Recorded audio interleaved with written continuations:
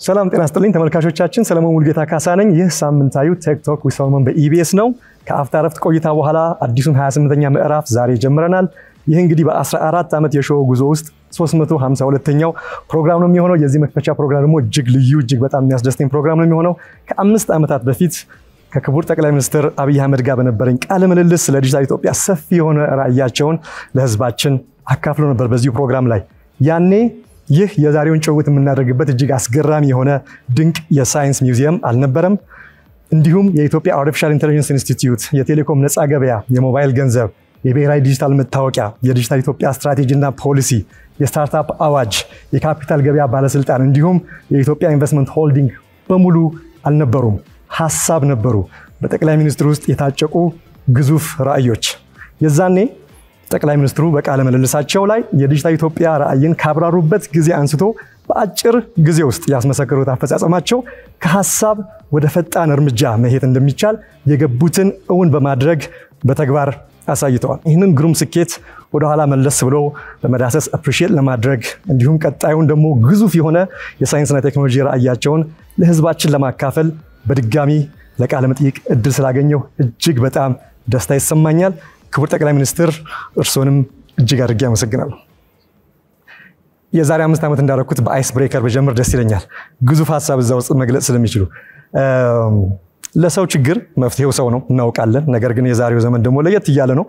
ስለዚህ ወደ ፊውቸሪስቲክ የሆነ ምናባዊ እሴት እንሄድና አንድ የኤአይ አማካሪ ቢኖሮት ከሰው ተጨማሪ እና ለሩቲን ኦቶሜሽን ጉዳይ ብቻ ሳይሆን የእርሶን ራዕይ በጥልቀት የሚረዳ የሀገሪቱን ልብ ትርታ በመልታይ ዲሜንሽናል መንገድ የሚገነዘብና የኢትዮጵያን ወደፊት ጉዞ እንዲወጡ ነው የሚያግዞ ቢሆን የኤአይ አማካሪውን ስም ምን ብለው ይሰይሙታል? እንዲሁም ምን አይነት የኃላፊነት ሹመት ሰጡታል? የመጀመሪያውስ ፈተና የሚሰጡት ምን ይሆናል? በመጀመሪያ እኔም እጅግ አድርጌ አመሰግናለሁ። ከጥቂት ዓመታት በፊት እኔ እናንተ ስለ ቴክኖሎጂ እና ኢትዮጵያ ስናወራ አብዛኛው ነገር ህልም ነበር፣ መሻት ነበር፣ ፍላጎት ነበር። ዛሬ ግን ቢያንስ የሚጨበጡ የሚታዩ ነገሮች በከወንበት ሰዓት ስለምንነጋገር ከባለፈው ውይይታችን ትንሽ መልኩ ለየት ያለ ስለሚሆን ድጋሚ ስለተገናኘን ስለጋበዝከኝ እጅግ አድርጌ አመሰግናለሁ። የሮቦቲክስ አማካሪ ቢኖርህ ስሙን ምን ትለዋለህ ላልከው ይሄ ጉዳይ ለኔ ብቻ ሳይሆን ላንተም ለመላው ህዝብ ሊነሳ የሚገባው ጥያቄ ይመስለኛል። ምክንያቱም በኔ ግምት በሚቀጥሉት ከ5 እስከ 10 ዓመታት ቢበዛ በብዙ ቤቶች ውስጥ ሮቦትስ ይኖራሉ። ልክ የዛሬ 20 ዓመት ሴልፎን በየቤቱ ይኖራል ስንል የማይጨበጥ የማይደረስ እንደመሰለን ሁሉ እንደዚሁ ዛሬም ሮቦትስ ለተለያየ ፐርፐዝ በየግለሰቡ ቤት ይኖራል ተብሎ ቢነገር እምብዛም ለማመን ያስቸግር ይሆናል። ነገር ግን ይሆናል። በየቤቱ ሮቦትስ ይኖራሉ። እነዚህ ሮቦትስ ግን ከዚህ ቀደም ከምናቃቸው ቴክኖሎጂዎች ይለያሉ። ከዚህ ቀደም ሴልፎን እኔም ልግዛ አንተም ሌላም ሰው ቢገዛ ዋነኛው ዓላማው ለኮሙኒኬሽን ነው። መኪና እኔም ልግዛ አንተም ግዛ ሌላም ሰው ይግዛ ያው ለመንዳት ነው። ሮቦትስ ግን እንደዛ አንድ ለሆነ ፐርፐዝ ብቻ ሳይሆን በየቤቱ ሰው ላለበት ችግር ለሚፈልገው ዓላማ የሚጠቀምበት ነው። ለምሳሌ አንድ በዳውን ሲንድሮም የሚቸገር ልጅ ያለው ቤተሰብ ልጁን ትምህርት ቤት መላክ ባይፈልግ ቴለርድ የሆነ ለዚያ ሰው በሚመች መልክ የተዘጋጀን ትምህርት ሮቦትስ ቤት ውስጥ እንዲያስተምርለት ሊቀጥረው ሊገዛው ይችላል። ወይም ደግሞ ሲኒየር ሰዎች ወላጆች ያሉበት ሰው ወላጆቹ ታመው በየጊዜው መድኃኒት መስጠት ቢያስፈልጋቸው ማሳጅ ቢያስፈልጋቸው እንክብካቤ ቢያስፈልጋቸው ለነሱ ጊዜ እየጠበቀ መድኃኒት የሚያቀብል ሊሆን ይችላል። አንዳንድ ሰው ችግሩ ጽዳት ሆኖ ቤቱ ጽድት እንዲለት የጽዳት ስራ የሚሰራለት ሊሆን ይችላል። እንደባለፈው ለአንድ ዩኒፎርም ለሚታወቅ ፐርፐዝ ላይሆን ይችላል። ግን ሮቦትስ ይኖራሉ። በምዕራቡ ዓለም በቅርቡ የሚጀምር ይመስለኛል። በአፍሪካም ቢሆን በ10 ዓመታት ጊዜ ውስጥ በስፋት የምናይ ይመስለኛል። ዓለም እየሄደበት ያለው ትሬንድ ወደዛ ስለሆነ ወደኛ ሲመለስ እኔ አሁን ባለሁበት የሥራ መስክ አማካሪ ሊሆነኝ የሚችል ሮቦት ቢኖር የመጀመሪያው የኢትዮጵያ ስብራት ምንድነው ችግር ምንድነው ምን ሊፈታልኝ ነው ማስበው የሚለው ጉዳይ ቀድሞ ይመጣል በእኛ ሁኔታ አሁን ቀዳሚው ፈተና ብዬ ማስበው የጋራ ህልም የጋራ ትርክት መፍጠር ነው እንደ ህዝብ አንድ የሆነ ፍላጎት ህልም ኖሮን ለዚያ ህልም ሳንበታተን ተደምረን የምንሰራበትን ነገር መፍጠር ነው ጠላቶቻችን ዋና ዓላማቸው መከፋፈል ነው በሃይማኖት በዘር በሆነ መልኩ የኢትዮጵያን ህዝብ መከፋፈል የየለስ ስራቸው ይሄንን እያጠና እያከሸፈ ለጋራ ህልም ለጋራ ትርክት ለጋራ ፍላጎት ኢትዮጵያውያን እንዲቆሙ የሚያደርግ ሮቦትስ ቢኖረኝ በጣም መርጣለሁ ምክንያቱም ሰዎች በሆነ ጊዜ ይሰሩታል በሆነ ጊዜ ግን ይደክማሉ ቀን ይሰራሉ ማታ ይተኛሉ ሮቦት ቀንም ማታም ስለማይተኛ ከየትም ዓለም የሚነሳን ሳይኦፕስ የሚነሳን አጀንዳ ፍሬሚንግ እየተከታተለ ሊያፈርስ የሚያስችል ብቃት ስላለው ኢትዮጵያውያንን ቢያነቃ ህልማችንን ቢሰበስብ ፍላጎታችንን ቢሰበስብ ከሁሉ በላይ ግን ኢትዮጵያን ለመበልጸግ ትችላለች ይቻላል ኢትዮጵያ ውስጥ ብልጽግና የሚጨበጥ ነገር ነው የማይቻል ነገር አይደለም የሚለውን እምነት በትውልድ ውስጥ የሚከት ቢሆን በእጅጉ ደስ ይለኛል በየቀኑ ያለብን ፈተና እንችላለን እንበርታ እንስራ የሚለውን እሳቤ በወጣቶች አእምሮስ ማስቀመጥ ስለሆነ ይሄን የሚፈጽምልኝ ሮቦት ልታመጣልኝ ከቻልክ ሙሉ ወይም ጥበብ ማናህሎሽ ሚኒስትር ኦፍ the future ልለው ይችላልው ፈጥነ ካላመጣህልኝ ግን አንድ ሮቦት ብቻ ስለማይሆን በርከት ያሉ ሮቦቶች አገልጋይ እንጂ ተሿሚ ስለማይሆኑ እንግዲህ ጊዜው ለሚሰጠው ስምም ወሳኝ ይመስለኛል በተለይ ግን ንቅል ምሁራን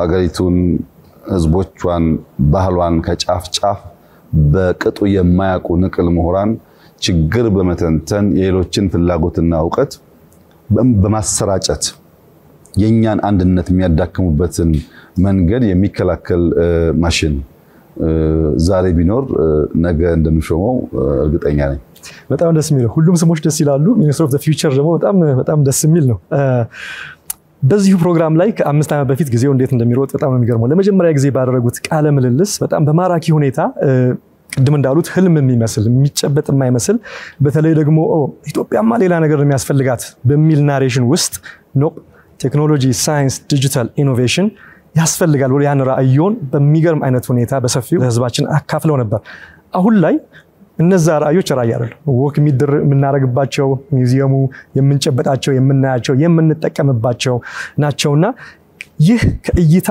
ወደ አፈጻጸም በሰፊ መጠን ባጭር አይደለም በሰፊ መጠንና ፍጥነት ለመሻገር ያበቃውን ልዩ አቅም የመነጨው እንዲሁም ደግሞ ድራይቭን የፈጠረው ሲሪየስ የሆነ ድራይቭ የፈጠረው ምንድነው እሱን እንደው ሪሊ ለብዙዎቻችን እንማርበታለን በያስባለሁ በተለይ ደግሞ በማይመች ሁኔታ እንደ ኢትዮጵያ ባለ ውስብስብ መልታይ ዳይሜንሽናል የሆነ ሲቹዌሽን ዴሊኬሲ ባለበት ሁኔታ ምንድነው ማንንም ሰው በግለሰብ ደረጃ ወይም በቡድን ደረጃ በመንግስትም ደረጃ ሲሆን ሙሉ እይታ ያለው እንደሆነ ክላሪቲ ኦፍ ቶት ያለው እንደሆነ ግልጥ ያለ ቪዥን ያለው እንደሆነ መዳረሻውን በቅጡ የሚገነዘብ ከሆነ ሊሳካ ይችላል ሙሉ እይታ ከሌለው ግን ሰው በየሄደበት በየፌርማታው ሲቆም መዳረሻ ሊመስለው ይችላል በየቦታው እንቅፋቶች አስተናካዮች የሚጎትቱ የሚያቆሙ ነገሮች ሲፈጠሩ ይህ ነበር መዳረሻዬ ብሎ እንዳያስብ ቀድሞኑ ሳይጀምር መዳረሻውን የሚያቅ ቢሆን መጨረሻውን የሚያቅ ቢሆን ጨርሶ የሚጀምር ቢሆን እና አክሽን ካለ ስኬት ይከተላል በእኛ ሁኔታ እኔናንተ ስንነጋገር ያኔ መደመር መጽሐፍ ወጥቶ ነበር በመደመር መጽሐፍ ውስጥ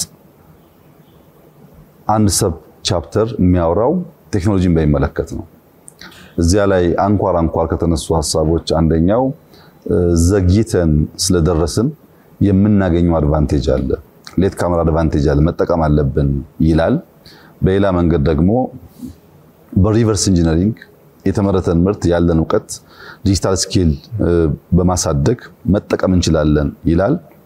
ነገር ግን እነሱ ሲሰሩ እኛ መከተል ብቻ ሳይሆን በአንዳንድ ቴክኖሎጂካል መስክ ሊፕፍሮግ ማድረግ እንችላለን፣ መስፈንጠር እንችላለን ብሎም መደመር ያስቀምጣል። እንግዲህ መበልጸግ ስንል ፕራይመሪሊ በዛ እሳቤ ውስጥ 4 ኮር ነገሮች የያዘ ነው። አንደኛው ሃርድዌር ነው። ሃርድዌር ሲባል የኮምፒውተር ብቻ ሳይሆን ማንኛውም ኢንፍራስትራክቸር ማለት ነው። ኢንፍራስትራክቸር የምንፈልገውን ነገር ለማሳለጥ የሚያግዝ መሰረት ስለሆነ ሃርድዌር ግንባታው ያስፈልጋል። ያ ሲሟላ ለመበልጸግ እንደ አንድ አንኳር ፒላር ይወሰዳል። ለምሳሌ መንገድ ሊሆን ይችላል፣ ኤሌክትሪክ ሊሆን ይችላል፣ ቴሌኮሙኒኬሽን ፔኔትሬሽን ማሳደግ ሊሆን ይችላል፣ ዳታ ሴንተር መገንባት ሊሆን ይችላል። ሃርድዌር አጠቃላይ ማለት ነው። ሁለተኛው ግን የመበልጸግን መከወን የሚያሳየን ነገር ሂውመን ዌር ነው። ሰው መገንባት አለበት። ያን ለመጠቀም ለማሳደግ፣ ለማሻሻል፣ ለመጠበቅ የሚያስችል ብቃት ሰው ውስጥ መፈጠር አለበት። ሂውመን ዌር ካልተገነባ ሃርድዌሩ ብቻ ኢንፍራስትራክቸሩ ብቻውን ብልጽግናን አያረጋግጥም። ሃርድዌሩና ሂውመን ዌር ባሉበት ደግሞ ኢንፎ ዌር ያስፈልጋል። አሁን የኢንፎርሜሽን ዘመን ነው።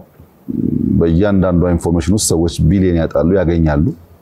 በዚህ ጊዜ ውስጥ ኢንፎርሜሽንን ጀነሬት ማድረግ፣ አኩሙሌት ማድረግ፣ ፕሮሰስ ማድረግ የሚያስችል አቅም መፍጠር ያስፈልጋል። ኢንፎ ዌር ያስፈልጋል ማለት ነው። የነዚህ ሁሉ መቋጫ አራተኛው ግን ኦርጋን ዌር።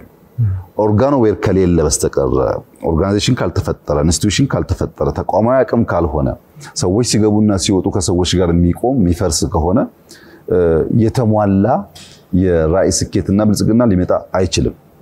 እንግዲህ ያኔ ስንነጋገር ከነበረው የመስፈርት መመዘኛ ውስጥ አንዱ ዕውቀትና እውነትን እንዴት ነው የምናየው? ትልቁ ችግር ያለው እውነትና ዕውቀት የሚመዘኑበት ሚዛን ነው። እውነት የስምምነት ውጤት ነው። ሰዎች በሆነ ጊዜ የሚያውቁት እውነት ሊቀየር ይችላል። በሆነ ጊዜ ያላቸው ፕራዮሪቲ ሊቀየር ይችላል። በሆነ ጊዜ ያላቸው ፍላጎት ሊቀየር ይችላል። አለባበሳቸው፣ አመጋገባቸው፣ አነጋገራቸው፣ ውሏቸው ቋሚ አይደለም። እያደጉ ሲሄዱ ሞር ኤክስፖዝ እየሆኑ ሲሄዱ አዲስ ፍላጎት እያዳበሩ ይሄዳሉ። በሆነ ጊዜ የነበራቸው መሻት ወይም ትክክል ያሉት ነገር ሁሌ አይቀጥልም። ዕውቀት ስንል ግን ዕውቀት ማለት ሰዎች በማንበብ ብዛት፣ በማየት ብዛት አንድን ችግር አይተው በመተንተን ብዛት የሚወሰን አይደለም። ዕውቀት ማለት ችግር ፈቺ ማለት ነው። አወቅ ማለት አንተ ችግር ፈታህ ማለት ነው። ችግር ለመፍታት በቅጡ ፕሮብለም አናላይዝ ማድረግ፣ አፕሪሺየት ማድረግ ያስፈልጋል። መሰረት ነው። ያን ካደረክ በኋላ ግን በአክሽን ወደ መፍትሄ ነው መሄድ ያለብህ። ዕውቀት ችግር እስካልፈታ ድረስ በዕውቀት መስፈርት ውስጥ ሊታይ የሚያስችል ብቃት አይኖረው። ነገርየውን በመተንተናችን በመናገራችን ብቻ አይሆን። ለምሳሌ ግሪን ዎሽ እና ግሪን ሌጋሲን በውድድር እንመልከት። ዓለም ላይ የኢንቫይሮንመንት አጀንዳ፣ የግሪን ትራንዚሽን አጀንዳ የሳር ቅጠሉ ነው። የሁሉም ሀገራት የመሪዎች፣ የአዋቂዎች፣ የተመራማሪዎች ሁሉ አጀንዳ ነው። አስተውለ ከሆነ በየ2 ዓመቱ ኮፕ እየተባለ የሚዘጋጅ ስለ ኢንቫይሮንመንት የሚወራበት ኮንፈረንስ አለ። እኔ እንኳን 2 ጊዜ ተሳትፌያለሁ እና በእነዚህ ኮንፈረንሶች ላይ በጣም በብዙ ሺህ የሚቆጠር ሰው የሚሳተፈው፣ በጣም በርካታ መሪዎች ይገኛሉ። ብዙ የሚያማምሩ ንግግሮች ይደረጋሉ፣ ብዙ ሰልፎች ይደረጋሉ። አንድም ሰው ችግኝ አይተክልም። የምናወራው ስለ ኢንቫይሮንመንት ነው። ብዙ ንግግር ነው የሚደረገው፣ ግን ፕራክቲካሊ አክሽን የለም። ለዚህ ነው አክቲቪዝም ኢንቫይሮንመንትን አይቀይርም፣ አክሽኒዝም ነው የሚቀይረው የሚል ሐሳብ የምናራምደው። ብዙ ጊዜ አክሽን ያስፈልጋል። በንግግር ብቻ ነገርየውን ማንቃት ተገቢ ነው። ማንቃት ግን ማድረግ ከሌለበት ብቻውን ዋጋ የለውም እና የኛን ግሪን ሌጋሲ ከግሪን ዎሽ ጋር አወዳድረን ብንመለከት እኛ 25 ቢሊዮን ችግኝ እንተክላለን ብለን 32 ቢሊዮን ችግኝ ተከል። የለም 50 መድረስ እንችላለን ብለን ባለፈው ዓመት 40 ቢሊዮን ችግኝ ደርሰናል። በዚህ ዓመት ወደ 7 እና ከዚያ በላይ ቢሊዮን ችግኝ ዝግጅት እያደረግን ነው። በዚህ ክረምት ምን ጀምረው ማለት ነው እና አጠቃላይ ጊዜው የሚያልቀው ከ1 ዓመት በኋላ ነው። ያኔ 53 54 55 ቢሊዮን ችግኝ ኢትዮጵያ ብትተክል ከዚህ ውስጥ 10ሩ አልጸደቀም ቢባል 40 45 ጸደቀ ማለት ነው። ይሄ በዓለም ላይ the biggest afforestation ነው። በዚህ ቁጥር ደረጃ ሰዎች ሳይከፈላቸው በነፃ ሚሊየን ሰዎች ተንቀሳቅሰው ኢንቫይሮንመንታቸውን ለመጠበቅ የሰሩበት ሀገር የለም። እቺ ሀገር ይሄን ማድረግ ይችላለች። ለምን?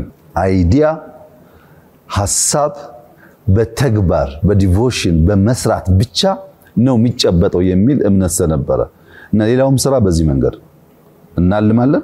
ያን ትልቁን ህልማችንን በጊዜ ባለን ሀብት ልክ ቆራርጠን እናቅዳለን። ያቀድነውን ግን በመተግበር ነው። የትኛውም የኛ ኢኒሼቲቮች ገብተን በመስራት በማሰራት ነው የሚከወነውና በዚያ መንገድ ነው እንዳልከው በጣም በርካታ ነገሮች በተለይ ቴክኖሎጂ በሚመለከት ዲጂታል ኢትዮጵያ 2025 ምናልባት 100% የተሳካ እቅድ ሊባል ይችላል። ካሉን የብዙ ሴክተሮች እቅድ አንፃር ሲታይ ዲጂታል 2025 በጣም የተሳካ ነው። አሁን ዲጂታል 2030 እያዘጋጀን እንገኛለን።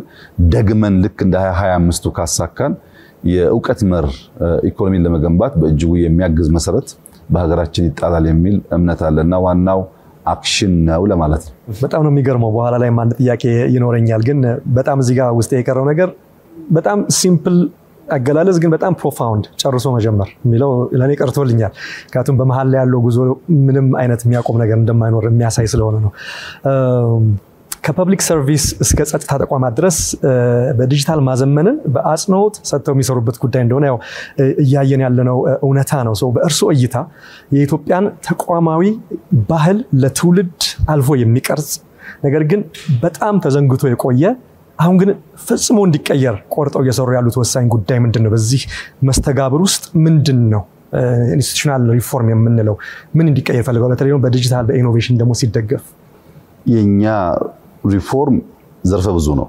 የማነካካቸው ኤሪያስ የሉም። አንዱ ወላጆቻችን የሚያነሱልን በአንድ ጊዜ በርከት ያሉ ሪፎርሞች እንዲህ ማድረግ ይቻላል ወይ? አንደኛ ይተገበራል፣ ሁለተኛ ደግሞ ፈተናዎቹ መቋቋም አያስቸግርም ወይ የሚል ጥያቄ ሐሳብ ሰዎች ያነሳሉ። ምክንያቱም በፖለቲካው ረገድ ሰፋፊ ሪፎርሞች አሉ፣ በሎ ኢንፎርስመንት ኤጀንሲ ሰፋፊ ሪፎርሞች አሉ፣ በሲቪል ሰርቪስ ሰፋፊ ሪፎርሞች አሉ፣ በግብርናው በኢንዱስትሪው አጠቃላይ በኢኮኖሚ በፋይናንሻል ሴክተር ሪፎርሞች አሉና በጣም ቦልድ የሆኑ ሪፎርሞች አት ታይም በርከት ያለ ቦታ የሚነኩ ስለሆነ ሰዎች ችግር አይፈጠርም ወይ ብሎ ያስባሉ።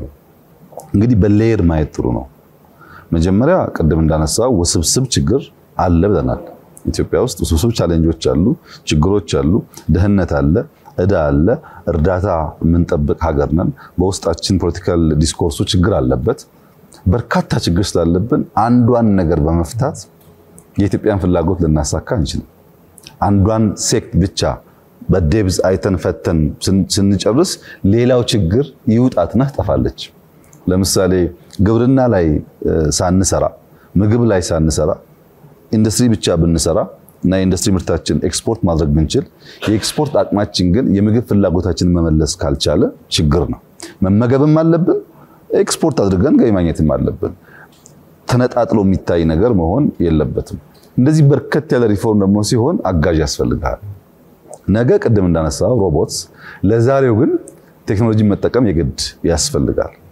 ለምሳሌ ሲቪል ሰርቪሱ ላይ በጣም በርካታ ኮምፕሌንትስ አሉ። አንደኛ ፒቲ ኮራፕሽን አለ፣ ሰርቪስ በወጉ አይሰጥም፣ ቢሮክራሲው ነገር ያስተጓጉላል የሚል ስሞታ ቅሬታ አለ። ይሄንን በንግግር በውይይት ብቻ አትፈታውም። ቴክኖሎጂ ማገዝ አለበት። መሶብን የወሰድክ እንደሆነ በርከት ያሉ ተቋማት አንድ ቦታ ላይ ሰርቪስ ፕሮቫይድ ያደርጋሉ። አንተም ካለህበት ቤት ቨርቹዋሊ ቀጠሮ መያዝ ትችላለህ። ስትሄድ እያንዳንዱን ስቴፕ ካሜራና ሲስተም ፎሎ ያደርጋል። የተለየ ፍላጎቶች ካሉ ማኔጀሩ ከማንም ሳይሰማ በሲስተም ሪፖርት ሊያገኝ ይችላል። ቅሬታዎች የሰዎችን ስሞታ ቀንሰን የተሻለ ሰርቪስ ለመስጠት ኤፊሺየንሲ ለማሳደግ ያግዘናል ማለት ነው። ልክ እንደዚህ ብሎ ኢንፎርስመንት ጋር ብትሄድ ለምሳሌ የኢትዮጵያ ፌደራል ፖሊስ የሲሲቲቪ ካሜራ ግንዛቤ አልነበረውም። የዲጂታል ፎሬንሲክስ ግንዛቤ አልነበረውም። ከዚህ ቀደም ፖሊስ ማለት ከዘራ ይዞ ክላሽ ይዞ መንገድ ላይ የሚቆም ነው የነበረው። አሁን ግን ሰውየው በአካል ባይቆምም ቴክኖሎጂ ስለሚያግዝ የኮሙኒኬሽን ስርዓቱ ተዘምኗል። የካሜራ ሲስተሙ ዘምኗል። የስማርት ኢንፎርሜሽን መሰብሰቢያ ቱሎች በየቦታው እያደጉ መጥተዋል።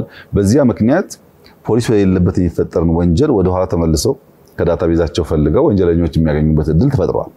ይሄ ማለት ሰዎች መፍጠር የመቻል አቅማቸው ኢንፋይናይት ስለሆነ ይሄንን ባይፓስ እያደረጉ አድቫንቴጅ ያወስዱ ማለት አይደለም። ግን ከነበረን አቅም አንፃር እድገቱን ለማሳየት ነው። ለምሳሌ ዲጂታል ፎሬንሲክስ ከዚህ ቀደም በብዙ ጉዳዮች አቅም አልነበረንም። ውጭ ሀገር ነው የምንልከው። አሁን ያ አቅም ተፈጥሯል። እነዚህ አቅሞች ሲሰባሰቡ የሚያመጣው ውጤት ነው የፖሊስን የሰርቪስ ዴሊቨሪ ኢንሃንስ የሚያደርገው።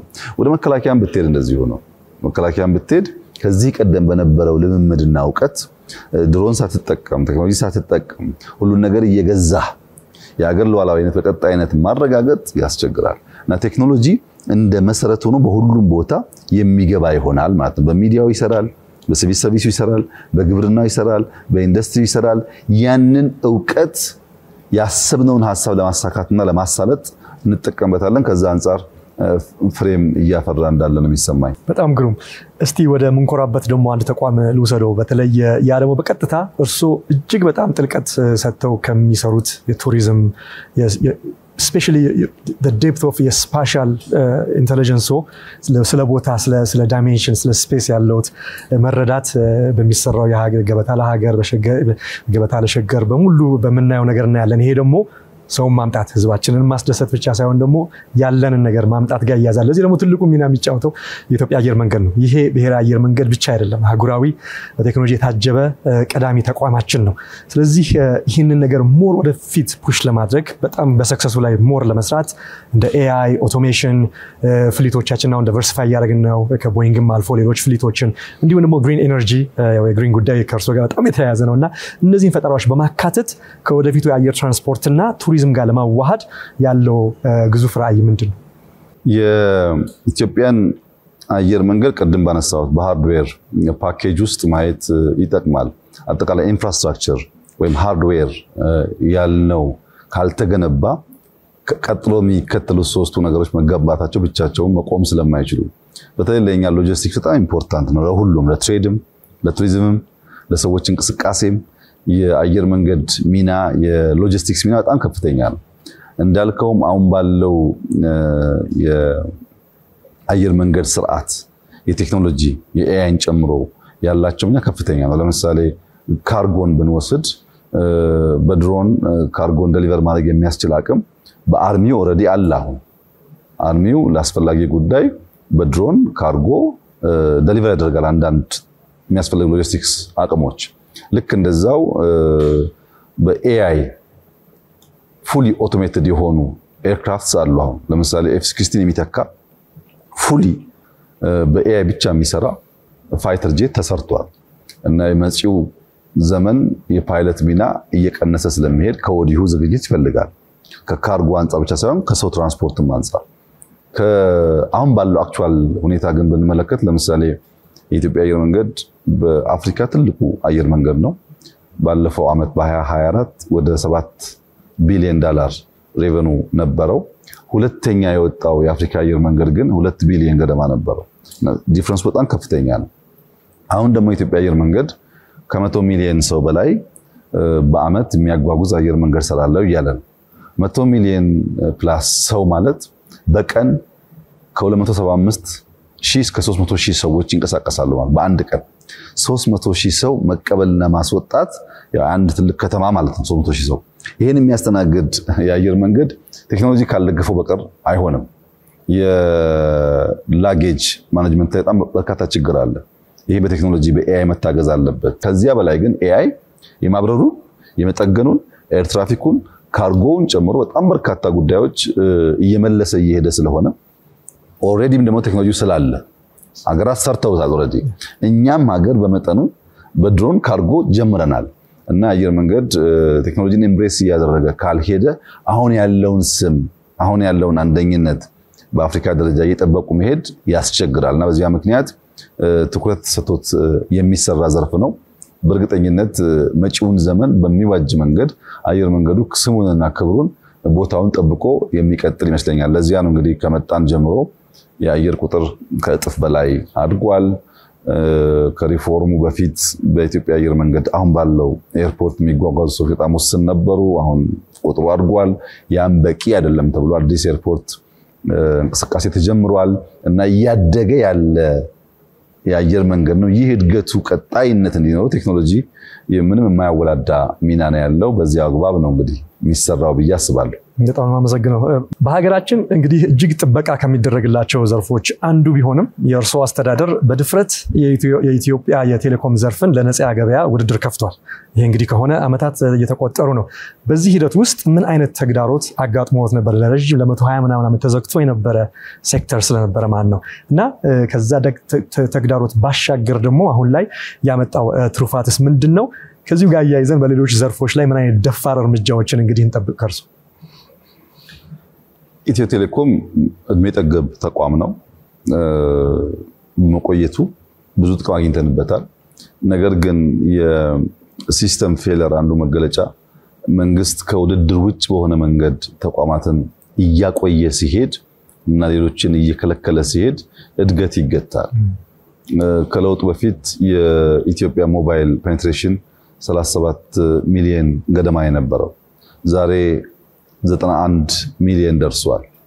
በጥቂት ዓመታት ውስጥ 100 ዓመት መቆየቱ ሳይሆን በጥቂት ዓመታት ውስጥ ቁጥሩ በጣም አድጓል። ያኔ 3G ነበረ ኢትዮጵያ ውስጥ የሚታወቀው። አሁን 5G ኢትዮጵያ ኦን አድርጋለች። በጣም ብዙ ከተሞች አዲስ አበባ ብቻ አይደለም ብዙ ከተሞች 5G እየተዋወቁ ይገኛሉ። 5G ስንል እንግዲህ ለኮሙኒኬሽን ብቻ አይደለም፣ ፕላትፎርም ነው። የምንነግድበት፣ የምንገናኝበት፣ የምንማርበት ማለት ነው። ተጨማሪ ቫልዩ ይዞ የመጣ ነው። ከዚያ በተጨማሪ በሞባይል መኒ 100 በሚጠጉ ሰርቪሶች የኢትዮጵያ ቴሌኮሙኒኬሽን በስፋት እያደገ መጥቷል። በሬቬኑም፣ በፔኔትሬሽኑም፣ በቴክኖሎጂውም፣ በሚሰጠው ሰርቪስም። ያ የሆነበት ምክንያት የኛ ሰው ካነቃኸው፣ የኛ ሰው ውድድር እንዳለ ካሳየኸው የመስራት አቅም አለው ማለት ነው። ኢትዮጵያ አየር መንገድ በአፍሪካ የሚወዳደር ከሆነ ኢትዮጵያ ቴሌኮም በአፍሪካ ሊወዳደር ይገባዋል። በአፍሪካ የዛሬ 3-4 ዓመት the most expensive ቴሌኮም ነው የሚባለው። አሁን በአፍሪካ the cheapest ቴሌኮም ኢትዮጵያ ቴሌኮም ነው። በዋጋ አንፃር በሰብስክራይበር ቁጥር አንደኛ ነው።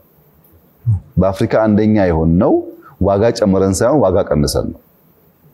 ይሄን ያመጣው ውድድር ነው።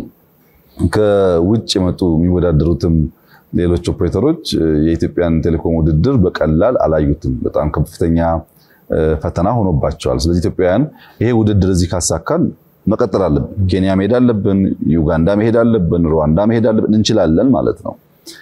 መክፈት የፈለግነው ያንን ሐሳቤ ነው። በእርግጥ ለረጅም ጊዜ ይዘን የቆየነው ተቋም ስለሆነ ይከፈት ሲባል በተለይ በኮሙኒስት ቲንኪንግ ውስጥ የቆየ ማህበረሰብ ፖለቲካል እንትኑ ብቻ አመራሩ ብቻ አይደለም፣ አጠቃላይ ማህበረሰቡም እንደዛ ስለነበረ ቀላል ነው ሊባል አይችልም። እንክፈት ሲባል ልክ እንደ ማጣት፣ ልክ እንደ መጎዳት የሚያስቡ ሰዎች አሉ። ግን በመክፈት ያደጉ ሀገራት ለምሳሌ አሜሪካን ብትወስድ አሜሪካውን ሁሉም ከውጭ ሀገር የመጡ ዜጎች ወደ ሀገራቸው ይመለሱ ብትል አሜሪካ የሚባል ሀገርና ኢኮኖሚ የለም ማለት ነው። ስትከፍት ስትወዳደር ጉዳት ብቻ የሚታያቸው ሰዎች አሉ። ሪስክ አለው። ሪስኩን ማኔጅ ካደረግን ግን ውጤት ይመጣል የሚል እምነት ነበረን። በዚያው ልክ ፈተናው የምትገምተው ነው፣ ጩኸቱ የምትገምተው ነው። በድፍረት ነው የገባንበት። ተጨማሪ ገንዘብ አግኝተንበታል፣ ዕውቀት አግኝተንበታል። በሀገራችን ቴሌኮም ከነበረው ታሪክ ባሻገር ሌሎች ዘርፎችን ኢምፓክት የሚያደርግ ተቋም መሆን ችሏል። ይሄንን በተለያዩ መስኮች እየደፈሩ መሄድ ስለሚያስፈልግ እንግዲህ በፋይናንሻል ሴክተርም አሁን ከፍተናል። የባንኪንግ ሴክተር ተከፍቷል። የምጠብቀው ተመሳሳይ ውጤት ነው። ኢትዮጵያውያን ብዙ ሰዎች የሚችሉ ሰዎች አሉን፣ ልምምዶች አሉን። ፊራችንን ገቨርን አድርገን ማኔጅ አድርገን ከሰራን ተወዳድረን በሀገራችንም በአህጉራችንም ውጤታማ መሆን እንችላለን የሚል እምነት ነው ያለኝ። እንግዲህ በማንኛውም አዳዲስ ሐሳብ ውስጥ ሁልጊዜም ተቃርኖ አለ፣ ፈተና አለ። አይቻልም፣ አይከወንም፣ አይተገብርም የሚል ሐሳብ አለ። ያ ደግሞ ሪስክን እየለኩ መድፈር ይፈልጋል። በዛው አግባብ ነው የሄድነው። ውጤቱም እንግዲህ ያው አንተም እንደምታየው የተሻለ ነው ማለት ይቻላል። በጣም ግሩም። ክቡር ጠቅላይ ሚኒስትር እዚህ ጋር ቴሌኮም ላይ ያለው አንድ ሐሳብ ከርሶ ጋር እንደው የእርሶ ሐሳብ ባገኝ ደስ ይለኛል። ቴሌኮም ተቋማችን እንዳሉት እጅግ በጣም አመርቂ የሆነ ምርታ ውስጥ ገብተዋል። አንዳንድ ወገኖች አሁንም በተለይ በገጠራማው አካባቢ ያሉ ወገኖቻችን ዩኒቨርሳል አክሰስ እስቲ ነው የኢትዮጵያ ችግር ሳይሆን የአፍሪካም ችግር ሆኖ ተግዳሮት አለ። ለዛ ደግሞ አንዳንድ መፍትሄዎች አሉ። አሁን ያለው ላይ የሚያግዝ ያልደረሰላቸውን የሚደርስላቸው አይነት ሁልጊዜ ወደ ልብ የሚመጣው በፕሮግራም ላይ ስለ ቴክኖሎጂ ከቨር ያደረኩት የስታርሊንክ ጉዳይ ነው። የኤላን መስክ ስታርሊንክ በተለይ ሪሞት ኤሪያ ላይ ላስት ማይል የምንለው ላይ በመሄድ አንዳንድ አፍሪካ ሀገሮችም ሙከራውን እየወሰዱ ጥሩ ነገር ይታያልና እንዲህ ያለ ነገር ኮላቦሬሽን ቢኖር ኢትዮጵያ ለዛ ነገር ክፍት የምትሆን ይመስሎታል? በተለይ በገጠር ያለውን ወገናችን አድርጎ እርሻው፣ ጤንነቱ፣ ትምህርቱ እነሱንም ይዞ መሄድ ስላለበት ብዬ ስላሰቡ ማንኛውንም አዳዲስ ሀሳብና ቴክኖሎጂ እየለኩ እየመዘኑ ኢምብሬስ ማድረግ አስፈላጊ ነው። የስታርሊንክ ሀሳብ እኛም ጋር ይነሳል፣ እንነጋገርበታለን። ጥቅሞቹን ማክሲመም መጠቀም እንፈልጋለን። የሚያስከትለውን ጉዳቶች ደግሞ እንዴት እንደምንከላከል ዝግጅት ይፈልጋል። ከዚህ ቀደም ስንነጋገር የምንከውናቸው ነገሮች ስናስቀምጥ ቀድሞ በቂ ዝግጅቶች ነበሩ፣ በፖሊሲም በተቋምም በሰው ኃይልም። እንደዚህ አይነት ዝግጅት በሌለበት ሁኔታ ከአንተ በጣም የራቀ ቴክኖሎጂ በሚመጣበት ሰዓት የሚያስከትላቸው አደጋዎች አሉ። ዋናው ችግር ዳታ ነው።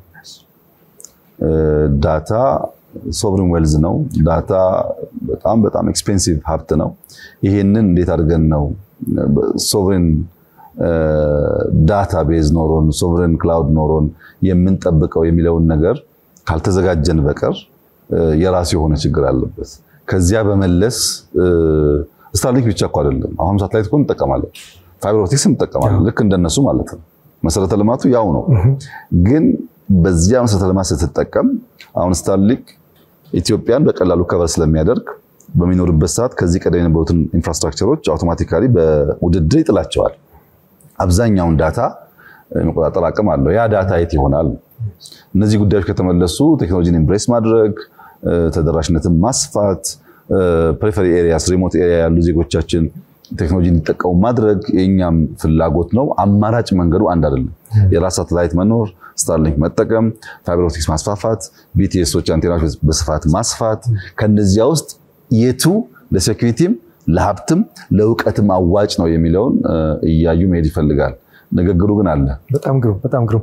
ስለ ሞባይል ገንዘብ እንጫወት። ይሄ መቼም አንዱ ትልቁ ሰክሰስ የዚህ መከፈቱ ኮምፒቲሽኑ ቦልድ የሆነው ቪዥን ያመጣው ነገር ነውና ምናልባትም በእኛ ባህል ውስጥ በእኛ ህዝብ ውስጥ በሀገራችን ውስጥ ከጥቂት ዓመታት በፊት ህዝባችን በትሪሊየን የሚቆጠር ብር በእጁ ሳይቆጠር እንደዚህ ያደረገ በሞባይል ገንዘብ በዲጂታል መንገድ ያስተላልፋል ብሎ ማሰብ ቅዠት ነው የሚመስለው። የሚታሰብም ነገር አልነበረም። ያ ሆኗል እና እንደ ቴሌብር ባሉ ፕላትፎርሞች መጨመር የተነሳ ዲጂታል ክፍያዎች የዕለት ተዕለት ህይወት አካል እየሆኑ ሄደዋል። ሰው በካሽ ለመክፈል ስትሬንጅ እንደ እንግዳ የሚሆንበት ጊዜ ውስጥ እየመጣን ያለ ነው which is good። ስለዚህ ዲጂታል ፋይናንስ እና እንደዚህ የመሳሰለው አሰራር ምቾት ብቻ ወይንም ኮንቪኒየንስ የምንለው ብቻ ነው የሚያዩት ወይስ እርሶ ደግሞ ጠለቅ ባለ እይታ የኢትዮጵያን መደበኛ ያልሆነ ኢኮኖሚ ወደ መደበኛ ስርዓት የሚከት ግብር የሚከፍልና ብድር የሚገባውን የስነ ምህዳር ለማደስ ቁልፍ መሳሪያ አድርገው ነው የሚያዩት? ምንድነው ስለዚህ ያለው እይታ? የሞባይል መኒ ወይም ዲጂታል ፋይናንስ በጥቅሉ አዲስ ማህበራዊ ውል ነው። ኒው ሶሻል ኮንትራክት ነው። ከዚህ ቀደም አንስቼልህ እንደሆነ እርግጠኛ አይደለሁም። የዛሬ 15 17 18 ዓመት አካባቢ የኢትዮጵያ ንግድ ባንኮች ከአንድ ብራንች ወደ ሌላ ብራንች ገንዘብ ሲያስተላልፉ በሄደ ትመዘገባለህ፣ ፎርም ትሞላለህ፣ ዘን በፋክስ ነው ወደዛኛው ጫፍ የሚሄደው እና ያ ነገር መቀየር አለበት የሚል ሐሳብ እኔና ጓደኞቼ እናነሳ ነበር። ያኔ ኢንሳ የነበርኩት ለመጀመሪያ ጊዜ ኤቲኤም ወደ ኢትዮጵያ እንዲገባ ያደረግነው እኛ ነን። በነገራችን ላይ ፋክስ ቀርቶ የኢትዮጵያ ንግድ ባንክ ከብራንቾቹ ጋር በዋይድ ኤሪያ ኔትወርክ ተገናኝቶ ኮሙኒኬት ማድረግ እንዲችል የሚያስችለውንም ኢንፍራስትራክቸር የገነባ ነው እኛ ነን። ግን በጣም ፈታኝ፣ ብዙ ጭቅጭቅ ያለበት፣ ብዙ ንትርክ ያለበት እንደዚያ ፋይዳው የጎላ ጉዳይ ሳይሆን የጥፋት ሐሳብ ይዘን እንደመጣን የሚታይበት ጊዜ ነበርና ጉዳዩ እስከ መንግስት ድረስ ደርሶ ጠቅላይ ሚኒስትሩ ጋር ሐሳቡ ቀርቦ ከብዙ ጭቅጭቅ በኋላ ነው ትንሽኛም ጠንከር ያለ አቋም ስለነበረን የንግድ ባንክን ፕሮጀክት ወስደን ብራንቾቻቸው በጣም ውስን ነበር ብራንቹ በዋይድ ኤሪያ ኔትወርክ እንዲገናኙና በእነሱ መካከል ያለው ማንኛውም የዳታ ትራንዛክሽን በዲጂታል ፎርም እንዲሆን ያደረግነው። ያ በራሱ ያስገኘው ጠቀሜታ ትልቅ ነው። ወደ ሞባይል መኒ ግን ሲመጣ እንዳልከውም ቅዠት ነው ይመስለው። የዛሬ 5 ዓመት 6 ዓመት ሰው ለእናቱ ላክስቱ ለእህቱ ገንዘብ መላክ ቢፈልግ ቢደውልላት ልጄ በአልኮ ደረሰ ረሳኝ እንዴ ብላው ግዴለም ልክልሻለሁ ካለ በኋላ ታክሲ መያዝ አለበት፣ ባንክ መሄድ አለበት፣ ወረፋ መጠበቅ አለበት፣ ፎርም መሙላት አለበት፣ ከዛ ብር ቆጥሮ እንዳልከውም ብሎ መስጠት አለበት። ከሰጠ በኋላ ግን ከሆነ ጊዜ በኋላ ደውሎ ደረሰሽ ወይ አልደረሰም እሷ ደግሞ ሄዳ መጠየቅ አለባት ባንክ ቤት። አሁን ስልክ እያወራ ብር እኮ የለኝም እያለች ንግግራችሁ ሳይጠናቀቅ በደቂቃ ውስጥ የምትፈልገውን አማውንት መላክና እዛው ደርሶኛል ቴንኪው ልትባል ትችላለህ። ይሄ ከኤፊሺየንሲ አንፃር ያለው ጠቀሜታ በጣም ከፍተኛ ነው። በብር ማሸጋገር ብቻ ግን አይደለም። ለምሳሌ አንድ ሰው ብድር ለመውሰድ በየትኛውም ጥቃቅን መስክ ውስጥ የሚሰማራ ሰው ብድር ለመውሰድ የሚያልፍባቸው ፕሮሰሶች ቢያንስ 1 ሳምንት ይፈጃል። ቢያንስ ነው። ግን አንድ ወጣት ድንች አንድ ቦታ ላይ ያገኘ 10 ኩንታል ድንች በረከሰ ዋጋ አገኘ። ግን መግዣ ገንዘብ የለውም። ቨርቹዋሊ አሁኑ መበደር በአንድ ሰዓት መበደር ቢችል እና ድንቹን ገዝቶ ከተማ ቢወስድ እጥፍ ማትረፍ እየቻለ ብዙ ብር ማትረፍ እየቻለ አንተ ለማበደር የምትወስደው ጊዜ ቀናት የሚወስድ ከሆነ ድንቹ ይበላሻል፣ ነገሩ ተበላሸ ማለት ነው። አሁን አንድ ኮኦፕሬቲቭ ባንክ ብቻ ብትወስድ ለ1.3 ሚሊዮን ወጣቶች 20 ቢሊዮን ብር ገደማ በሞባይል መኒ በፋይናንሻል ኢንክሉዥን አበድሯል። ይሄ ሁሉም ባንኮች አግሬሲቭሊ ከሰሩ ቢሊየንስ ኦፍ ዶላርስ ማበደር የሚያስችል አቅም አለን ማለት ነው።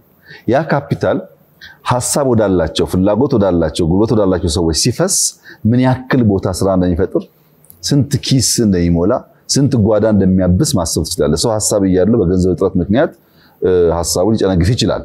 እና ሞባይል መኒ እንደ አዲስ ማህበራዊ ውል የሚወሰደው በኤፊሺየንሲ ብቻ አይደለም፣ ካሽን የመጠቀም ፍላጎታችን መቀነሱ ብቻ ሳይሆን ብዙ ትርፋማ የሚያደርጉ ሴክተሮችን ነካክቷል እና በጣም ትልቅ እመርታ ነው። ዛሬ 51 ሚሊዮን ሰው ገደማ በሞባይል መኒ ኢትዮጵያ ውስጥ ይጠቀማል።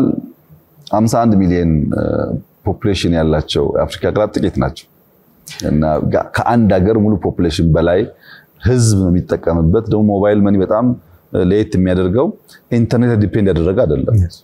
ኢኮኖሚያችንን ኢምፓክት እያደረገ ነው፣ ቢዝነሳችንን ኢምፓክት እያደረገ ነው፣ የሰዎችን ላይፍ እያቀለለ ነው። እንደዚህ ያለ ጠቃሚ ቴክኖሎጂዎችን ብሬስ እያደረጉ መሄድ ያስፈልጋል ብዬ በእጅጉ አምናለሁ። በጣም ቢዩቲፉሊ ፖት። በተለይ ሶሻል ኮንትራክት ነው አዲሱ ሶሻል ኮንትራክት በደም በዲጂታል ካፕቸር ሲደረግ የሚያመጣው ትሩፋት በተለይ አሁን ክሬዲት ሂስትሪ ቢልድ ማድረግ የመሳሰለው። ስለዚህ አንድ ሰው አምኜ ባበድረው የሚለውን ፕሮፋይል መገንባት ከተቻለ አሁን ያሉት ብድር መጠን እየጨመረ እየተመለሰ የሚሄድበት ሁኔታ አለና በጣም ግሩም ነው። እንግዲህ በርሶ እይታ ከራእዩ ውስጥ አንዱ ግዙፍ ወደምለው እኔም በጣም ወደምወደው ቶፒክ ነው ሄደው የአርቲፊሻል ኢንተለጀንስ ጉዳይ ነው። አንድ ሪፖርት ሳይ ነበር ይሄን ዝግጅት እያዘጋጀውና ከኤአይ ውስጥ አንዷ ዘርፍ እንኳን ወጣ ጀነሬቲቭ ኤአይ በአግባቡ ጥቅም ላይ ቢውል በአፍሪካ ውስጥ ጂዲፒ ለዚህ ኮንቲኔንት እስከ 2030 ድረስ ከ110 እስከ 220 ቢሊዮን ዶላር ሊጨምር እንደሚችል ያ ሪፖርት ያመለክታልና እርሶም ይመስለኛል ይሄ ቀድሞ ታይቶት ይመስለኛልና አገር አቀፍ የኤአይ ኢንስቲትዩት ስለማቋቋም ሌሎች የአፍሪካ ሀገሮች ስትሬንጅ በቃ ፎሪን ላንጉዌጅ የማይገባ ቋንቋ በነበረበት ጊዜ ያን ራዕይ ሰንቀው የተነሱትና ዛሬም ድረስ ምናየው በአፍሪካ ውስጥ በርካታ የአፍሪካ ሀገራት በዚህ ዙሪያ ዘርፍ ምንም እንቅስቃሴ ያደረጉ አይደለም። እርሶ ግን ቀደም ብለው ጀምረዋልና ኢትዮጵያ በዚህ ዘርፍ ተሳታፊ ብቻ ሳትሆን ባለፈውም ያሉት ተወዳዳሪና አልፎም መሪ መሆን እንደምትችል ነው። ለዚህም ማሳያው እንግዲህ አጭር እድሜ ያለው በጣም የምንወደው የኢትዮጵያ አርቲፊሻል ኢንተለጀንስ ኢንስቲትዩት ያስመዘገበው ግሩም ውጤት ነውና እስቲ ስለዚህ ኢንስቲትዩት ቅኝት እኛ ስናወራ ሐሳብ ነበር ኤአይ ኢንስቲትዩት ዛሬ ተቋም ነው። ስለሱ ትንሽ እንደው ቢያጫውቱንና ዓለም በዚህ ዘርፍ እያጠነጠነ ባለበት በዚህ ዘመን ኢትዮጵያ በዓለም አቀፉ የኤአይ መድረክ ላይ ያላትን ሚና በተመለከተ የረጅም ጉዞ ደግሞ ራእዩን እስቲ ቅዶን ቢያጫውቱን። ተግዳሮትም ስላለው ነው አሁን ኮምፒውቲንግ ፓወር፣ ዳታ፣ በቂ የሆነ የሰው ኃይል እነዚህን ተግዳሮቶችም አብረን እንዴት አድርገን እየቃኘን እንሄዳለን። እንግዲህ በሁሉም መስኮች ኤአይ ብቻ ሳይሆን በሁሉም መስክ የነበረን አንድ ስብራት ብለን የለየነው መዘግየት እና መቆጨት ነው። ምንም ነገር ሲጀምር እንዘገያለን፣ ካለፈ በኋላ ደግሞ እንቆጫለን። ይሄ ነገር ይሄ ጠባሳ ያልመታው የቴክኖሎጂ ዘርፍ ኢትዮጵያና አፍሪካን የለም። ምንም ነገር ሲጀመር እኛ አንሽቀዳደምም አንከተልም። ካለፈ በኋላ ግን እኛ እስከመቼ ደሃነን እስከመቼ ችግርተኛ ነን ቁጭቱና ሮሮ በጣም ብዙ ነው። ሁለተኛው ከዚህ ጋር የሚያያዘው ስብራት የሌላ አብዝቶ ማድነቅ የራስን ማራከስ ነው። ሳሙኤል ስናየው የገረመን ያስደመመን ነገር እኛ ጋር ስናየው ይረክስብናል። ይሄ የአፍሪካ ስብራት ነው፣ የኢትዮጵያ ስብራት ነው። ለምሳሌ እኛ ኤአይ በምንልበት ጊዜ ካንተም ጋር ከዚያም በፊት ስለ ኤአይ በመናገርበት ወቅት እውነት ለመናገር በዓለም ላይ አንድም መንግስት በመንግስት ደረጃ ይሄን አጀንዳ ብሎ አልያዘውም። ተቋማት ቢሰሩ ነበሩ። ባደጉት ዓለማት ተቋማት ይሰራሉ፣ ምሁራን ይሰራሉ፣ ግን የመንግስት አጀንዳ አልነበረም። በአፍሪካም እንዲሁ። ኢትዮጵያ ውስጥ ኤአይ በምንልበት ሰዓት አሁን ቤዚክ ቴክኖሎጂ ሳይኖር አሁን ኤአይ የምትሉ እናንተ ማን ናችሁ ተብሏል። ግን የመዘግየትን ጣጣ በብዙ መስክ ስለቀመስን ዳግም ያ ችግር እንዳያጋጥም አትሊስት በበቂ ደረጃ መጠቀም የሚያስችል መሰረት መጣል አለበት የሚል እሳቤ ስለነበረን ነው የጀመርነው። እንግዲህ ዛሬ ምን ላይ ናችሁ ያልክ እንደሆነ አንደኛ በፒኤችዲ ደረጃ ኤአይ አዲስ አበባ ዩኒቨርሲቲ ይሰጣል። እዚህ ከተረት ተረት ወጥተን በትምህርት ስርዓት ውስጥ በፒኤችዲ ደረጃ የሚሰጥ ሰብጀክት ሆኗል። ይሄ በጣም ትልቅ ብስራት ነው። የኤአይ ተቋማችን ብዙ ነገር ነው የነካው ኢትዮጵያ ውስጥ ጤናውን፣ ግብርናውን፣ ሰርቪሱን በምንሰራው ሪፎርሞች ሁሉ የኤአይ ሚና ከፍተኛ ነው። ግን ጥቂት ለማንሳት መላ የሚል ሲስተም ኤአይ ገንብቷል። መላ ኤግዛክትሊ ዲፕሲክ ወይም ቻትጂፒቲ የምትለውን ሲስተም የሚሰራውን ስራ ይሰራል። መላ ከነሱ የሚለዩት ነገሮች ሎካል ላንጉዌጅ በስፋት ለመጠቀም መሞከሩ እና የራሱን ሶቨሪን ዳታ እና የሌሎች ዳታ የሚለይበት ስርዓት መፍጠሩ ነው። ወይ ደግሞ ፓይ የሚል ሲስተም ፈጥረዋል። ለምሳሌ ለአንድ ኩባንያ ኢንቨስትመንት ሲመጣ ዲው ዲሊጀንስ ለመስራት፣ ስፒች ለማዘጋጀት፣ ቶኪንግ ፖይንት ለማዘጋጀት፣ ስለ አንድ ግለሰብ ለማወቅ በመንግስታት ደረጃ እንደከዚህ ቀደሙ በርካታ ሰው ቀጥረን አንሰራም። ፓይ የሚል ሲስተም ኤአይ ሰርቷል። በሁላችን ቢሮ ውስጥ አለ። ያ ሲስተም በጣም በርካታ መረጃዎች ፕሮቫይድ ያደርገናል። የሚያንሰን ነገር ከሌሎች ወስደን እንጠቀማለን። አሁን የአፍሪካ ኤአይ ሰሚት አዲስ አበባ ላይ ይካሄዳል። በዚህ ሰሚት ሰሞኑን እንደምናየው 1000 ገደማ ድሮን ስዋርም ድሮኖች ያሉበት ሾው ይታያል። ያኔ ስለ ድሮን ስናወራ የነበረውና ዛሬ ግን 1000 ድሮን ሰማይ ላይ ለቀን የተለያየ ነገር ጽሁፎች ምናምኖች የምናየው 1000 ድሮን 1000 ሰው መድበናል ነው ኦፕሬት የምናደርገው። ኤአይ ነው የሚሰራው። ስለዚህ ኤአይ እንዴት ማሽን ማንቀሳቀስና ነገሮች መግለጥ እንደቻለ ኢትዮጵያ ውስጥ የሚታይበት ዘመን ደርሰናል። ይሄ በብዙ ዓለማትም ጥቂት ቦታ ከሚታይ በስተቀር ኤቭሪዌር የሚታይ ነገር አይደለም። ግን ኤአይ ላይ የነበረው ነገር ምንድነው? አንደኛ የዳታ ጀነሬሽን አቅም አለን ወይስ የለም? እኛ በጣም ዲቨርስ የሆነ ቋንቋ ሶሳይቲ ያለን ዩዝ ያለን ቅድም እንዳነሳሁት ሰፊ ሞባይል ተጠቃሚ ወጣቶች ያሉበት ሀገር ነው። ዳታ ጀነሬት ማለት ከባድ አይደለም። አንዳንድ ጥናት እንደሚያመለክተው ከ100,000 በላይ ኮንቴንት ክሬተርስ ኢትዮጵያ ውስጥ አሉ። ዳታ ጀነሬት ያደረገን ነው ባይገባንም ሀብትነቱ ባንጠቀምበትም። ሁለተኛው ኮር ስራ ያንን ዳታ አክሙሌት ማድረግ፣ ማስቀመጥ፣ ማከማቸት መቻል ነው። ቅድም እንዳነሳው በመንግስት ብቻ ሳይሆን ፕራይቬት ዳታ ሴንተር ፈቅደን ተገንብቷል ኢትዮጵያ ውስጥ። ኩባንያዎች ዳታ ሴንተር ገንብተው ሰርቪስ ፕሮቫይድ ያደርጋሉ ኢትዮጵያ ውስጥ። አንድ አይደለም፣ ሁለት አይደለም፣ ሶስት አይደለም፣ በጣም ብዙ። አሁን ደግሞ ከኢነርጂ ጋር ተያይዞ ለክሪፕቶከረንሲ ትላልቅ ዳታ ሴንተር የሚገነቡ የውጭ ተቋማት ከ30 በላይ ኢትዮጵያ ውስጥ ኩባንያዎች እኮ አሉ ዳታ ሴንተር ላይ ብቻ የሚሰሩ እዚህ ሆኖ ለውጭ የሚያገለግሉ if necessary እኛ የምንጠቀምባቸው ማለት ነው። ይሄን የዳታ ማከማቻ ክላውድ መገንባት ዳታ ሴንተር መገንባት እንዳልከው ትልቅ ሀብት የሚጠይቅ ነገር ቢሆንም ተጀምሯል ሳይሆን በጣም ከፍተኛ እድገት አለው ባለፉት 5 ዓመታት። ሶስተኛውና ከባዱ ነገር የአናሊሲስ አቢሊቲ ነው። እንዴት ያንን ዳታ አናላይዝ ማለት ትችላለህ? እንዴት ፌች አድርገህ የምትፈልገው መረጃ ትወስዳለህ ነው። በኤአይ ዘመን ትልቁ ችግር የመጠየቅ አቅም ነው። 10 ሰው ወይም 20 ሰው ክላስሩም ውስጥ ኖሮ ለሀያችን አሳይመንት ቢሰጠንና ኤአይውን ብንጠይቀው አንድ አይነት መልስ አናገኝም። የእያንዳንዱ ሰው መልስ ይለያያል። ለምን? በኤአይ ዘመን ውስጥ ዋናው ነገር የምትፈልገውን ነገር ማወቅና አንተረህ መጠየቅ ነው። በፈጠርከው ጥያቄ አይነት ምላሹ፣ ስፋቱ፣ ጥበቱ የሚይዘው መረጃ ይለያያል። እኛ ልጆቻችን ማስተማር ያለብን የሚፈልጉትን ነገር አውቀው እንዲጠይቁ ዲጂታል ስኪል መገንባታቸውን ነው እንጂ ማረጋገጥ ያለብን እንዳይጠቀሙ ነውር እንደሆነ አድርገን መግለጥ የለብንም። እና ኤአይ ስንጀምር በፖለቲካል አመራር ደረጃ በአካዳሚያው ኢትዮጵያ ውስጥ ዲጂታል ነገር በሚያውቁ ሰዎች ሁሉ ውስጥ እንደ ሚሳካ ነገር የመውሰዱ ጉዳይ ውስን ነበር። አሁን ግን አንተም እንደምታውቀው በምንም መመዘኛ የኢትዮጵያ አርቲፊሻል ኢንተለጀንስ በአፍሪካ ውስጥ ቀዳሚ ሚና አለው። እንደ ኢትዮጵያ አየር መንገድ፣ ኢትዮ ቴሌኮም ከጥቂት ዓመታት በኋላ ለአፍሪካ ሰዎች የአፍሪካ ኩራት ተብሎ እንደሚጠቀስ ምንም ጥርጥር የለኝም። በጣም የሚገርሙ ወጣት ሙያተኞች ያሉበት እና ኮምፒት እያደረጉ ያሉበት መንገድ፣ ችግር እየተረዱና እየፈቱበት ያለው መንገድ፣ ያለውን ኢንፍራስትራክቸር ኢንሃንስ እያደረጉበት ያለው መንገድ በጣም ተስፋ የሚሰጥ ነው። በዚህም ሳይንስ ሙዚየም የአርቲፊሻል ኢንተለጀንስ ፓርቱን ብንመለከት በምንም መመዘኛ ዓለም ላይ ካለው የሚያንስ አይደለምና በጣም ተስፋ ሰጪ ጅማሮ እንዳለና በርካታ ጥረት ደግሞ እንደሚጠበቅብን ነው የሚታየኝ። ስለ ኤአይ ሲያብራሩ ክቡር ጠቅላይ ሚኒስትር አንድ ነገር አስታወሰኝ።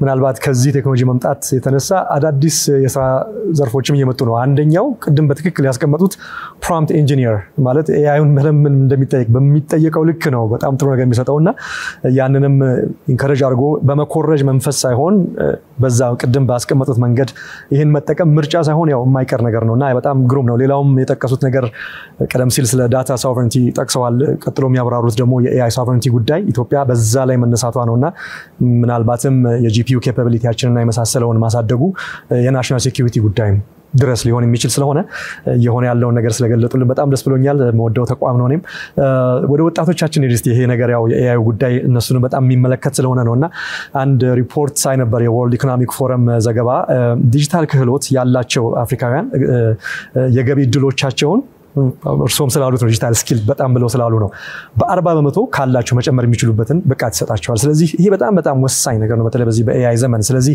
ዲጂታል ትራንስፎርሜሽን እየተፋጠነ ሲሄድ የኢትዮጵያ ወጣቶች እንደ ተጠቃሚ ብቻ ሳይሆን ኮንሱመርስ ብቻ ሳይሆን የዲጂታሉ ጉዳይ ወደፊት አብሮ ፈጣሪዎች፣ ተጠቃሚዎች በረከቱን የሚቀስሙ በመሆን እንዴት መሳተፍ ይኖርባቸዋል። የተወሰነውን ጠቃቅሰዋል፣ ግን ወጣቶች ላይ ሞር ምክር እንዲሰጡ ስለምሻ ነውና በዚህ የኤአይ ዘመን ከዚሁ ጋር ተያይዞ የትምህርት ሪፎርሙስ እንዴት ነው የሚታየው?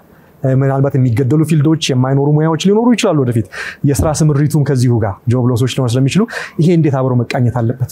በዓለም የቴክኖሎጂ እድገት ጉዞ ውስጥ ኢትዮጵያ ወደ ኋላ እንዳትቀር እንዳትዘነጋ ተጠቃሚ እንድትሆን ከሚያደርጉ ነገሮች አንዱ ቴክኖሎጂን ኢምብሬስ ማድረግ ነው። ሲወጣ አልፈልግም፣ አላቅህም፣ አትመቸኝም ብሎ መግፋት ሳይሆን ሞር ለማወቅ እና ከዚያም ለመጠቀም መሞከር የሁላችንም እንደ ማህበረሰብ ልምምድ ባህል መሆን አለበት። ወደ ወጣቶች ሲመጣ የመጀመሪያው ነገር ፕሮብለም አፕሪሺየት ማድረግና ለዚያ ፕሮብለም መፍትሄ ማምጣት በአንድ ፓኬጅ የሚታዩ ጉዳዮች ቢሆኑ የብዙ ሰው ፈተና በዚያው በችግር ውስጥ ችግሩን በመናገር ችግሩን በመተንተን የሚጠመር ነው። ወደ መፍትሄ ሄድ ችግር እናያለን፣ ለዚያ መፍትሄ ማፈላለግ ነው ቴክኖሎጂ ማለት። አሁን ኢትዮጵያ ውስጥ ችግር ሞልቷል። በግራም በቀኝም በፊትም በኋላም ችግር አለ። የሚፈልገው ያንን ችግር የሚፈታ ቴክኖሎጂ የሚፈታ ዕውቀት ማምጣት ነው። ወጣቶች ያለውን ችግር እያዩ እንዴት እንደሚፈቱ የሚያስቡ ሶሉሽን ተኮር መፍትሄ ተኮር ከሆኑ ቴክኖሎጂ ለመጠቀም ያለው ፋይዳ ግዙፍ ነው። ለምሳሌ ሰምተህ ሊሆን ይችላል 5 ሚሊዮን ኮደርስ የሚል ኢኒሺየቲቭ አለን። 5 ሚሊዮን ኮደርስ ያለው እኛ 5 ሚሊዮን ሰው ቁጭ ብሎ ኮድ ይጻፋል አልንም። አንዱ ኮርስ ዲጂታል ስኪል ነው። እንዴት ኤአይ መጠቀም እንደሚችል ኤአይን ተጠቅሞ ስራውን እንደሚሰራ የሚሰጥ ቤዚክ ኮርስ ነው። ይሄ ኮርስ ለትልቅ ለትንሽ ለሴት ለወንድ አይልም፣ ለማንም ሰው አሁን በማንበብ መጻፍ የማይቸገር ስልክና ኮምፒውተር መጠቀም የሚችል ሰው ሁሉ ይሄንን ኮርስ ቢወስድ በቀላሉ ብዙ ነገሮች ሊያገኝ ይችላል። እኔ በግሌ የምጠቀምባቸው በጣም በርካታ ጉዳዮች አሉ። አንድ ሀገር በመሄድበት ሰዓት ወይ አንድ ሰው ማገኝበት ሰዓት ድንገት ከሆነብኝ ሲስተም እጠቀማለሁ ስለሰውየው። በቂ የሆነ መረጃ በሰዓታት ውስጥ በደቂቃ ውስጥ አገኛለሁ እሱን ተጠቅሜ ሰውየው ጋር ፍሬያማ ንግግር አደርጋለሁ እና ያን ነገር ለማጥናት እንደ ድሮ ማገላበጥ ዶክመንት መጽሐፍ ማንበብ ሰዎች ማስቸገር ቢሆንና አሁን አንድ አይደለም ዲጂታል ስኪል ሲባል ለየለ ስራችን የምንጠቀምበት ነገር የምናገኝበት ነው ለምሳሌ ድሮ እናንተ ሀገር ስመጣ በጣም ደስ ከሚለኝና ከአገሬ ቢኖር ብዬ ከማስበው ነገር አንዱ GIS ሲስተም ነው በቀላሉ መኪና ተከራይተህ ወይም ከወዳጅ ወስደህ የምትፈልግበትን አድራሻ ሞልተህ እየተመራህ መንዳት በኢትዮጵያ ውስጥ የሚሳካ ነገር አድርጌ ብዙ ማስበው ጉዳይ አልነበረም ዛሬ ያ ነገር ተችሎ ግን ዲጂታል ስኪል ስለሌለ ሰዎች ደግሞ የማይጠቀሙበት መሆኑን ስታይ የሚጠቀሙበት አሉ አቬሌብል ነው ቴክኖሎጂው የማይጠቀሙበት መሆኑን ስታይ ቴክኖሎጂ ብቻ ሳይሆን ያን የመጠቀም አቅም ስኪሉ ምን ያክል ኢምፖርታንት እንደሆነ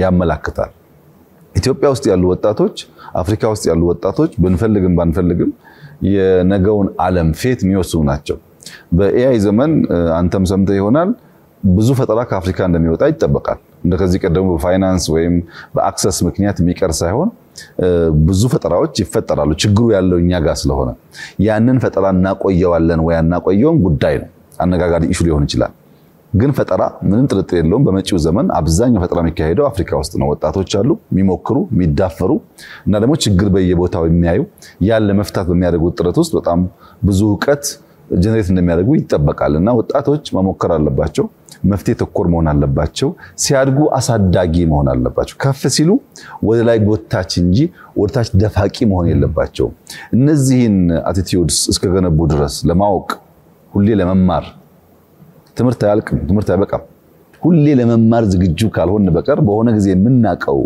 ዕውቀት መሰረት ይሆን እንደሆነ እንጂ የመጨረሻ ፍሬ የምንቀምስበት ሊሆን አይችልምና ሁሌ ለመማር ዝግጁ መሆን ለማካፈል ዝግጁ መሆን ለመፍትሄ የምንጥር መሆንን ካስቀደምን የኢትዮጵያ ወጣቶች ተስፋ አላቸው አሁን ብዙ ቦታ ሲሄድ እደነቃለሁ ነው ህፃናት ሮቦትስ የሚሰሩ በጣም ህፃናት ስታይ ሮኬት የሚሰሩ ሰዎች ስታይ 20 ዓመት 30 ዓመት የቆመ አውሮፕላን አስነሳሉ የሚል ወጣት ስታይ በየቦታው የሚገርሙ ሰዎች አሉ እነሱን ለመስራት እንዲችሉ ምቹ ከባቢ ከተፈጠረላቸው መፍጠር የሚያስችል አቅም እንዳለ ይታያል በብዙ መንገድ አምና ያየውን ኤግዚቢሽን ዘንድሮት ደግሞ ብዙ አሻሽለው ታያለ ብዙ ነገር ኢትዮጵያ ውስጥ ይፈጠራልና ያን እየደገፈን ከኛም አልፎ ወደ አፍሪካ ከአፍሪካም ደግሞ እየተማርን እየተጋገዘን ከሄድን መጪው ዘመን ምንም ጥርጥር የሌለው የኢትዮጵያና የአፍሪካ ዘመን እንደሚሆን ሙሉ እምነት አለኝ ወጣቶች ያን ያያሰቡ በተስፈኝነት ስሜት በቀና አሳሰብ ስሜት መንቀሳቀስ ያስፈልጋል ሰው ተስፋ ከሌለው ብርሃን የለውም ብርሃን ከሌለው ደግሞ አይን ቢኖረው ማየት አይችልም እና ተስፋ በጣም አስፈላጊ ነው ተስፋው ደግሞ ለመልካም ነገር መሆን እንችል አድርገን ከፈጠርናቸው ሁሌ የሚማሩ ከሆነ ይጨበጣል ነው እንግዲህ እንደ ወትሮው ይጨበጣል ይቻላል ይደረሳል የኔ እምነት በጣም በጣም ደስ ይላል በተለይ በግሩም ሁኔታ ያስቀመጡት በቴክኖሎጂ ኤቮሉሽን ውስጥ የሚተወተቶ አዲሱ የተያዘ የሚቀጥለው ይሄም አንድ ኮንሰፕት አለ የሚያውቁት ኮንሰፕት ክሪኤቲቭ ዲስትራክሽን የተቃርኖ ይመስል ቃል ነገር ግን ምርጫ ነው የምርጫ ጉዳይ ነው በሚጠፋው ሳይድ ሳይኮን በክሪኤቲቭ ሳይድ ሁሌ የሆኑ ሜዲያ ያስፈልጋል ዛሬ ላይ ቁጭ ብለን ሸክላ ካላጫወትኩ አንለም ክላውድ ላይ ሙዚቃ ስትሪም ማድረግ ይቻላል ስለዚህ እና ቀጥሎ ደግሞ የጠቀሱት በጣም ብዙ ሰው ላይ የማይታይ ለማለት የሚቸግረን ሁሉ ጊዜ ማስተር መሆን እንፈልገው በቃ እኔ ጨርሻለሁ የሚለው ማይንድ ሴታችን ብዙ ጊዜ ሲጎዳ እናየዋለን ግን የህፃን ልጅ አይምሮ በቃ ኪዩሪዮሲቲ ከማስተር ይበልጣል በተለይ በዚህ ዘርፍ ምክንያቱም C++ አሁን ማስተር ነው ቢል አንድ ሰው መጥቶ ኢምፕሬስድ የሚሆን ሰው አለ ሩም ውስጥ ቴክኒካል ሰው አይኖርም ስለዚህ በጣም ወሳኝ ነው ቅድም አነሳዋለሁ ያልኩት ጋር ልምጣ የዛሬ 5 ዓመት በፊት የነበረው ምክር በጣም ብዙ ተረፉ ብዙ ሆኖ ስላየሁት ለኔም ሾውን ላዩትም ሰዎች ስለ ፎከስ የሰጡት ምክር ትዝ ይሎታል አይደለም ብርጭቆ ይዞ ስለሚጓዘው ሰው እና በጣም በርካታ አዲሱ ትውልድ ልቦና ላይ ጥልቅ አዎንታዊ ተጽዕኖ አሳድሮ ነበር ተቆርጣ እሷ ብቻ በጣም ብዙ ሰርኩሌት አድርጋለች በጣም በግሩም ሁኔታ ምክሩ በጣም ይጠቅም ነበር በውሃ የተሞላው ብርጭቆ ዲስትራክሽን ባለበትና ያ አይ ቲንክ ጨርሶ መጀመረንም በጣም በግሩም ሁኔታ የሚያሳ የሚያሳይ ነው። ስለዚህ ብዙዎች እምቅ ኃይላቸውን በዲስትራክሽኑ ላይ ሳይሆን በውጤቱ ላይና በጎ ፍጻሜው ላይ እንዳውሉ አነሳስቷቸዋል። ስለዚህ በዚህ ላይ በመመስረት ለሚቀጥለው ትውልድ ሌላ ምክር እንደሚሰጥ ደስ ይለኛል። ጨዋታችንን እንቀጥላለን። ወደ ቴክኖሎጂ እንሄዳለን። ወጣ እንበልና እንደው ምክር በመሀል ይግባ ብዬ ነውና በፍጥነት እየተቀያየረ ባለበት በዚህ ዳይናሚኩ በጣም ሃይ በሆነበት ዓለም ውስጥ የሚያጋጥሙትን ችግሮች ወጣቱ ወገኖቻችን ተግዳሮትና እድሎች እንዲሁም ሁለቱም አብሮ ይመጣል ሁልጊዜ አይደለም በጥንቃቄ እንዲቃኝና ወደ ጎል እንዲደረስ እንደው ምን ምክር ይሰጣሉ ዛሬ እስቲ ለወጣቱ? ባለፈው ንግግራችን ስለ ፎከስ አውርተን ነበር። አሁንም ስቲክ አደርጋለሁ ፎከስ ላይ ግን ደግሞ ፎከስ ፕላስ ፍሌክሲቢሊቲ። ለምንድነው ፍሌክሲብል መሆን የሚያስፈልገን? ቅድም እንዳነሳው ነው። አንድ ለእናቱ ለኢትዮጵያ ብርቅ አይደለም። አንድ ላሊበላ አለን፣ አንድ አክሱም አለን፣ አንድ ፋሲል አለን፣ አንድ ለእናቱ የሞላበት ሀገር ነው። ያን ማባዛት ነው ችግሩ። አንድ የተፈጠረ ነገር አሻሽሎ አዘምኖ በየቦታው ማርከስ ማብዛት ነው ችግሩ እንጂ ከዚህ ቀደምም ቢሆን ኢትዮጵያ ውስጥ የተሞከሩ ሙከራዎች አንዳንድ ሆነው ቀላል ቦታ የሚሰጣቸው አይደሉም። ለምሳሌ ተቋም ኢትዮጵያ አየር መንገድን መገንባት የቻለ ሀገር ለምንድን ነው የውስጥ ተቋማት ያልገነባው የሚል ጥያቄ ፕላስ ኦር ማይነስ 99% ኢትዮጵያውያን ነው ማኔጅ የሚያደርጉት የሚያስተዳድሩት። ኢትዮጵያውያን ያንን ከቻሉ ለምንድን ነው ሌላውን ቦታ መሰል ተቋም ያልፈጠር ነው? በሁሉ መስክ አንድ ለእናቱ የሆነበት ምክንያት ቅድም እንዳልከው አንድ ነገር ስናቅ በቃ ስታክ እናደርጋለን። ለምሳሌ በ60ዎቹ ፖለቲካ በሰባዎቹ የተሳተፉ ሰዎች ያኔ የሚያውቁትን ታክቲክ ያኔ የሚያውቁትን ኖሃው ዛሬ አፕላይ ማድረግ ይፈልጋሉ። ቴክኖሎጂው ተቀያይሯል። እነሱም የማይገባቸው በጣም በርካታ ነገሮች ተፈጥረዋል። ከዛ ጋር አብረው ሳይማሩ አብረው ሳያድጉ እነሱ ቆመው ግን አሁን ያለውን ዓለም በዚያ ጊዜ በነበራቸው ዕውቀት መወሰን ይፈልጋሉ። ፍሌክሲቢሊቲ ከጠፋ ለመማር ያለ አቅም ለማደግ ያለ አቅም ይወሰናል። ፎከስ በጣም ኢምፖርታንት ነገር ነው። ፎከስ ሆነን አንድ ነገር ከተማርን በኋላ ግን ያ ያለም መጨረሻ ነው ብለን ማሰብ የለብንም። ፍሌክሲብል መሆን አለብን። ማናቃቸው ጉዳዮች እንዳሉ ማሰብ ያስፈልጋልና ወጣቶች በውስጣቸው በጣም የታመቀ ጉልበት አለ። ወጣትነት በገንዘብ ልትገዛው የምትችለው ነገር አይደለም። ኃይል አለው፣ ኢነርጂ አለው። ያ ኢነርጂ፣ ያ ኃይል፣ ያ የመፍጠር አቅም፣ ያ የማድረግ አቅም ምን ላይ ይውላል ነው።